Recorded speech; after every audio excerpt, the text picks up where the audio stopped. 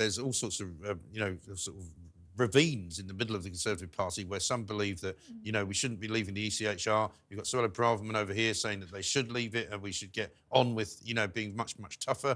I don't think the Conservatives have any particular ideology about immigration, do they? Anymore? But the problem is, neither does the electorate. And what I worry is that the Conservatives are trying to answer a problem that they think the electorate is asking or posing. But in fact, in polling across the year, actually there have been different views about immigration and also different views about legal migration, that actually lots of people think that the figure is too high.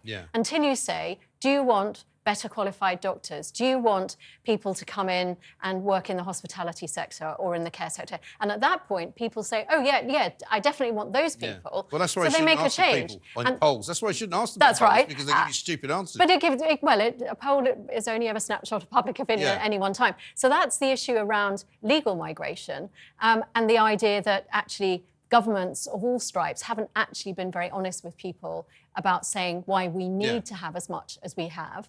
But at the same time, with illegal migration, you can understand that there is a large sector of the electorate who are saying this is just unfair. We live in this particular way, we follow the rules, we abide by the structures, we queue, and here are people who are jumping the queue.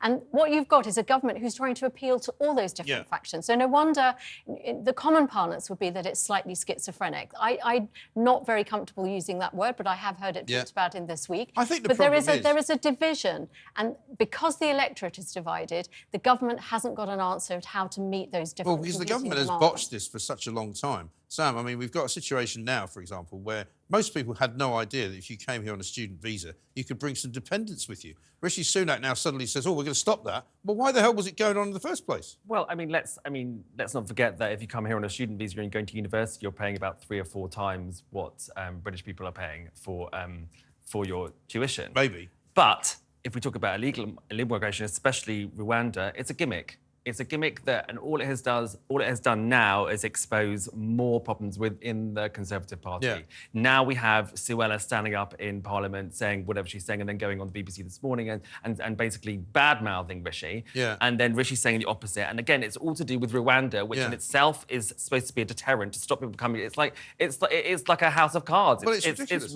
It is ridiculous. It is, because it's like they're obsessed with it, isn't it?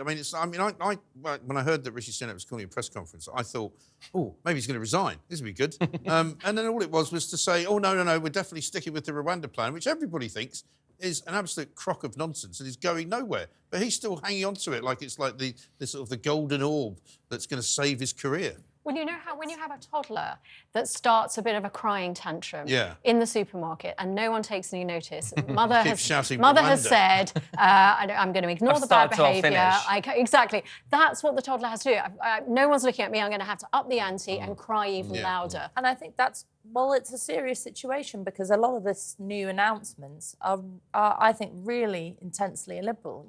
Upping the sort of salary for people's wives or dependents, whatever, it's going to screw over a lot of people in ways that I don't think should make us proud or satisfied.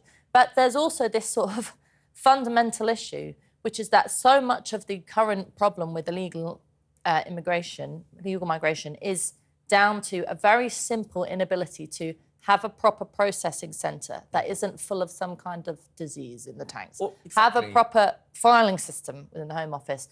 Things that, we used to... I think I was on your show a while ago, Mike, in which someone said, there used to be centres in which we did... It fell into disrepute with something like Yarl's Wood because they just treated people badly. Right.